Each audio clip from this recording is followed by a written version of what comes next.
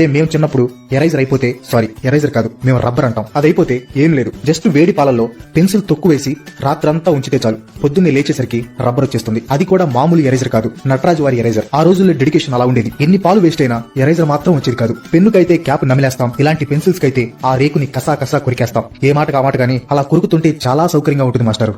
రైలు పట్టాల మీద బిళ్లలు పెట్టి రైలు దాని మీద నుంచి వెళ్తే చాలు, అది అయస్కాంతం మ్యాగ్నెట్ లాగా అయిపోతుందని అనేవారు. పాపం ఇప్పటిదాకా ఎన్ని రూపాయలు పోగొట్టుకున్నారో. క్లాస్ లో టీచర్ లెసన్ చెప్తుంటే లాస్ట్ బెంచ్ లో కూర్చొని బుక్ క్రికెట్ ఎంతమంది ఆడారు? బుక్ క్రికెట్ చాలా ఈజీ. బుక్ ఓపెన్ చేయడం, పేజ్ నంబర్ చివరిలో ఎంతుందో అన్ని రన్స్ అన్నమాట.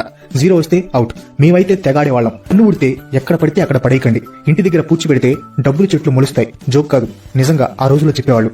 చిన్నప్పుడు మనలో శాడిస్ట్ ని బయటకు తీసిన డెడ్లీ వెపన్ ఒక రబ్బర్ బ్యాండ్, బాగా మడత పెట్టిన పేపర్. 2 వేళ్లకి ఆ రబ్బర్ బ్యాండ్ పెట్టి పేపర్ ని వెనక్కి లాగి వదిలితే బూమ్, తగిలిన వాడికి వాత పడాల్సిందే. మాఫియా రేంజ్ లో ఈ రబ్బర్ బ్యాండ్ తో గ్యాంగ్ వార్స్ చేసేవాళ్ళు. మాకు పబ్జీని మించిన అనుభూతి ఇచ్చిన గేమ్ ఈ బ్రిక్ గేమ్. ఇంకా ఎంతమందికి గుర్తుంది? నెక్స్ట్ ఇండోర్ గేమ్ అవుతుంది, అదే రాముడు సీత.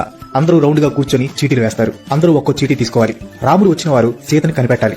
ఇక్కడ చూడాలి ఒక్కొక్క ఆస్కార్ లెవెల్ పర్ఫార్మెన్స్. రాముడిని కన్ఫ్యూజ్ చేయడానికి వాళ్ళ యాక్టింగ్ చూడాలి, పడిపోతాం. క్లాస్ లో బెంచీల మీద time pass game pen battle. అబ్బో చాలా ఉత్కంఠంగా సాగుతుంది ఈ ఆట. డిఫరెంట్ యాంగిల్స్ లో కొడతారు. ఈ రస్నా ప్యాకెట్లు మ్యాంగో, గ్రేప్స్, ఆరెంజ్ ఇంకా చాలా ఫ్లేవర్స్ లో ఉంటాయి. కొన్ని షాప్స్ లో అయితే వీటిని డీప్ ఫ్రిడ్జ్ లో పెట్టి గడ్డకట్టిన రసనాన్ని కొంచెం ఎక్కువ రేట్ అమ్ముతారు. నెక్స్ట్ ది హైలైట్, విత్తనాలు మింగేస్తే కడుపులో మొక్కలు మొలుస్తాయి. మీరేమో గానీ నేనైతే నిజం అనుకునేవాడిని. ఎప్పుడైనా పొరపాటున విత్తనం మింగితే ఫుల్ డల్ అయిపోయేవాడిని. పుస్తకం మధ్యలో నెమలిక పెడితే పిల్లలు పెడుతుందంట. మీలో చాలా మంది చిన్నప్పుడు పుస్తకంలో నెమలికలు పెట్టుకుని ఉంటారు, ముఖ్యంగా అమ్మాయిలు. ఇంకా కామెడీ ఏంటంటే ఆ నెమలికలకి ఆహారం అని ఏదో ఆకులు కూడా వేసేవాళ్ళు. ఆ రోజుల్లో ఆ కథలు చూడాలి. Boom boom Shakalaka. ఎంతమంది ఆడారు ఇది? లిమ్కా మూతని 2 రాళ్ల మీద పెట్టి కింద క్యాండిల్ తో వేడి చేస్తారు. మూతలో క్యాండిల్ ముక్కలు వేసి బాగా కరిగిస్తారు. అది వేడిగా బాగా కరిగిన తర్వాత 2 నీటి బొట్లు వేస్తే బుప్పని పెద్ద మంట వస్తుంది. చాలా డెడ్లీ గేమ్, కానీ ఫుల్ ఎంజాయ్మెంట్. Download Moj.